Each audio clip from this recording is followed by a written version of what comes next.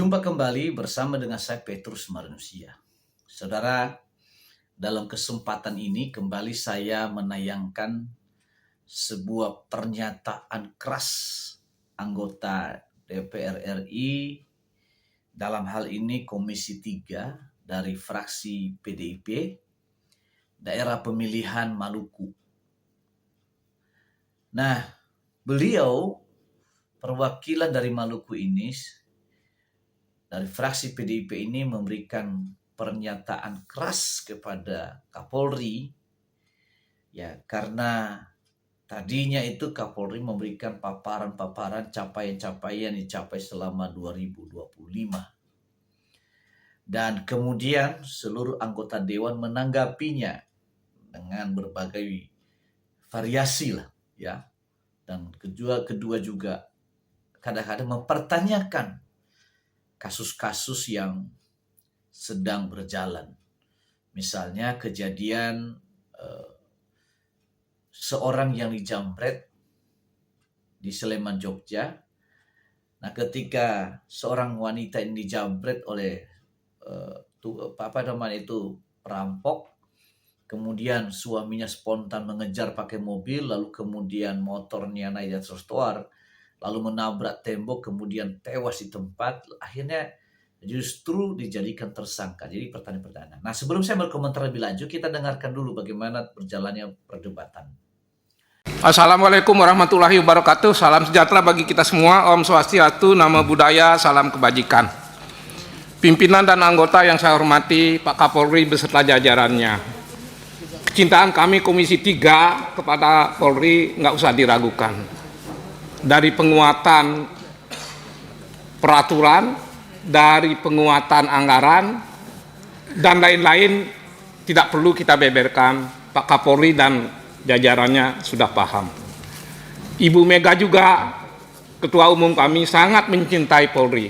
Dan itu sebabnya salah satu apa yang dilakukan, pisahkan Polri dengan TNI. Oleh karena itu kami terus diberikan pesan, dukung Polri, kalau perlu dukung habis-habisan karena dia benar, kalau perlu kritisi sedikit-sedikit atau banyak juga boleh, yang penting dalam rangka mencintai Polri. Itu pengantar, supaya kalau nanti ada beberapa catatan kecil, itu tetap dalam konteks kecintaan kita pada Polri. Terbatasnya waktu menyebabkan saya menyampaikan 3 hal saja supaya bisa berbagi. Pertama, apakah reformasi kultur berkaitan dengan struktur? Kita semua tahu, memang tidak bisa dipisahkan. Tapi kami sudah memutuskan reformasi adalah tentang kultur. Walaupun nanti ada berhimpitan, itu bagian dari kultur. Reformasi kultur semacam apa yang kita inginkan? Sebagai informasi Pak Kapolri, kami sudah mengundang banyak sekali narasumber atas kebijakan ketua. Untuk apa? Kami sedang membentuk panja aparat penegak hukum termasuk di dalamnya Polri. Lalu yang pertama kami titipkan adalah jam 2 pagi tadi kami menerima WA karena begitu pentingnya pertemuan dengan Kapolri. Reformasi kultur tidak akan berhasil kalau dia tidak menekankan pada masalah HAM, demokrasi, kemanusiaan, melindungi masyarakat, bersahabat dengan masyarakat, dan seterusnya. Seperti yang Bapak sering udah saya katakan. Tapi penting, menggarami lautan itu tidak salah. Mengajari ikan menyelam juga tidak salah katanya. Karena urusan Bapak banyak, harus berulang kali diingatkan, Pak. Jadi reformasi kultur ini tidak bisa mengabaikan HAM, tidak bisa mengabaikan demokrasi, haruslah manusiawi, haruslah melindungi masyarakat, harus bersahabat dengan masyarakat. Untuk itu ada 2 pertanyaan yang kalau pertanyaan ini dijawab dengan baik itu akan meningkatkan citra. Kami memancing, meningkatkan citra kepolisian. Pertanyaan pertama, biar nggak keliru karena ini titipan, saya baca saja. Bagaimana implementasi surat edaran Kapolri nomor SE 22 Romawi 2021 tentang kesadaran budaya beretika untuk mewujudkan ruang digital Indonesia yang bersih, sehat, dan produktif, serta keberadaan virtual police benar-benar memprioritaskan sisi edukasi, persuasi, dan mediasi dalam menangani kasus-kasus yang berkaitan dengan kebebasan berekspresi dan berpendapat, serta melindungi HAM dan demokrasi. Itu pertanyaan pertama berkaitan kultur. Pertanyaan yang kedua, ini masih titipan, jam 2 pagi kami diberikan WA-nya. Dalam konteks konflik agraria maupun sumber daya alam, polisi seringkali berada dalam posisi dilematis, sering sulit dan sering mendapat sorotan. Lalu bagaimana langkah Polri untuk memastikan pengamanan konflik agraria yang dilakukan aparat kepolisian senantiasa mengedepankan pendekatan humanis, prinsip-prinsip HAM, mengupayakan hal-hal yang bersifat preventif dan persuasif. Itu dua mengenai kultur. Pengawasan, saya berpijak saja pada apa yang Bapak telah keluarkan tanggal 10 Desember berupa akselerasi transformasi Polri. Saya berpijak di sana aja biar nggak keluar.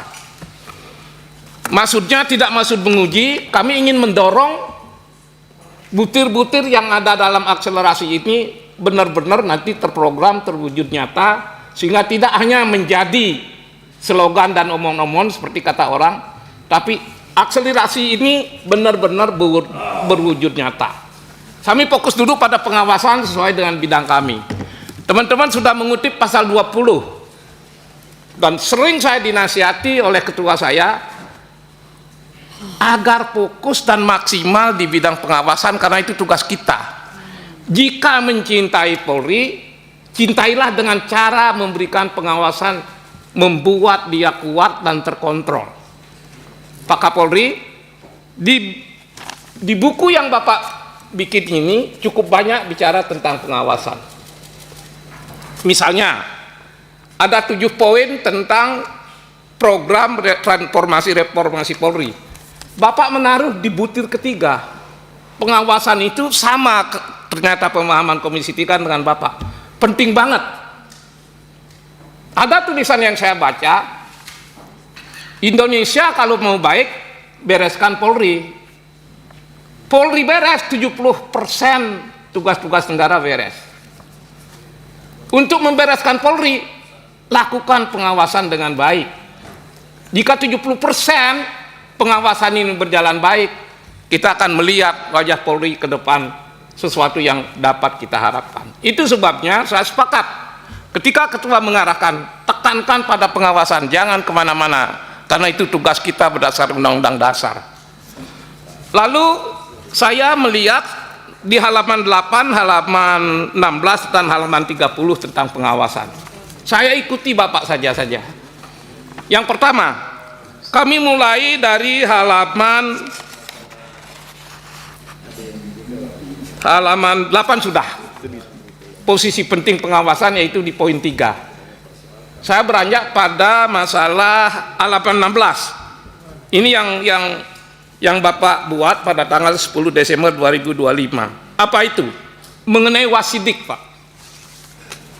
Ini sudah tepat banget. Hanya saja memang wasidik yang begitu besar peranannya, masyarakat mengharapkan luar biasa.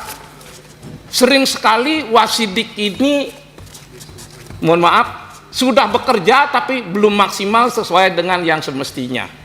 Maka penting sekali ada program Pak Kapolri dan jajarannya ini memperkuat wasidik, memberikan wibawa, memberikan kewenangan, agar penyidikan itu berjalan benar-benar baik, kalau tidak sempurna. Harus gitu. Jangan ada nanti penyidik yang di daerah-daerah tidak mendengar wasidik, tapi mau menetapkan tersangka tidak berani karena harus minta izin sama Direktur Krim misalnya. Pasti Bapak bisa menangkap maksud saya. Tanpa data dan pengalaman tidak mungkin saya bicara begini. Itu artinya wibawa Wasidik dari daerah sampai ke pusat perlu ditingkatkan. Saya tidak akan meragukan konsep ini. Tapi kalau konsep ini tidak dibuatkan SOP, tidak dibuatkan program, tidak ada pembinaan yang baik, tidak ada seleksi yang ketat tentang Wasidik, apa yang Bapak tulis di halaman 16 jangan-jangan tidak maksimal, bahkan bisa. Saudara, tadi kita telah mendengar. Memang di sisi lain di kepolisian diberikan sebuah apresiasi. Dan memang memang sesuatu yang diperbuat oleh kepolisian. Tapi banyak hal juga yang perlu dikritisi kinerja di kepolisian. Ya contoh misalnya, ya tadi saya singgung di depan tadi, kasus yang menimpa seorang ibu yang tasnya dijamret, ya. Kemudian suaminya spontan mengejar, karena apa? Di tas itu ada dokumen-dokumen penting. Nah, ketika mengejar dia nggak nabrak, tapi ketika perampok ini, penjamret ini panik, sehingga dia menabrak tembok lalu kemudian kejatuh dan tewas. Nah, jadi polisi pun juga menjadikan suami dari yang dijamret ini jadi tersangka, bahkan ditaruh GPS di kaki. Ini sebetulnya nggak pantas lah, ya. Itu melanggar hak asasi manusia. Harusnya itu ketika melakukan menjadikan beliau tahanan kota, ya harusnya itu ada jaminan. Jaminan siapa? Ya, istrinya memberikan jaminan, RT yang memberikan jaminan. Kok ditaruh GPS? Itu tanda tanya, itu nggak bagus. Itu melanggar hak asasi manusia karena dia nggak bersalah. Kan aneh-aneh aja, itu nggak benar. Ini biar itu dikoreksi bagi pihak aparat kepolisian. Ya, jangan bertindak sewenang-wenang. Makanya ada usulan-usulan kepolisian itu didorong masuk ke di bawah kementerian. Saya secara pribadi saya setuju kalau didorong di bawah kementerian. Ya, nggak usah di bawah Kementerian Dalam Negeri, tapi di bawah Menko Polhukam juga bisa sebetulnya. Karena penegakan hukum. Nah, kalau TNI di bawah Kementerian Pertahanan, kenapa polisi tidak bisa di bawah kementerian? Ada apa? Apakah ada hak institusi yang dianak emaskan? Harus sama, ya, supaya ada kontrol. Gak bisa super body. Nah, pertanyaan saya, oke, kalau memang nggak di bawah kementerian, apa jaminannya Pak kepolisian punya integritas yang kuat? Penegakan hukumnya bagaimana? Penanganan hukumnya gimana? Ya ada dulu yang pernah Profesor Mahfud MD mengatakan kalau tidak mendesak banget jangan melakukan laporan ke kepolisian. Bahkan belum lama ini seorang ibu yang kasusnya hanya harga mobil 16 juta, dia habis uang 100 juta lebih mengurus kasusnya. Kenapa? Karena kepolisian masih belum optimal melakukan tugasnya. Makanya perlu dikendalikan.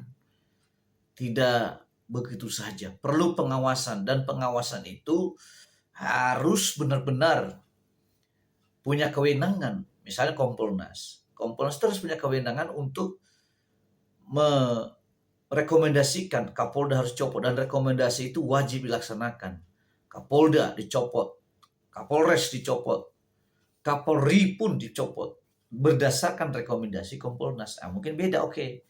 Ya sama aja, walaupun di bawah Kompolnas, tapi kan sebetulnya walaupun bukan di bawah kementerian, tapi setidaknya kan Kompolnas itu punya kewenangan dan tidak bisa diskriminasi, tidak bisa dikriminalisasi Kompolnas ini. Ya, supaya kinerja kepolisian lebih optimal. Demikian tayangan saya kali ini, sampai ketemu di tayangan saya selanjutnya. Terima kasih.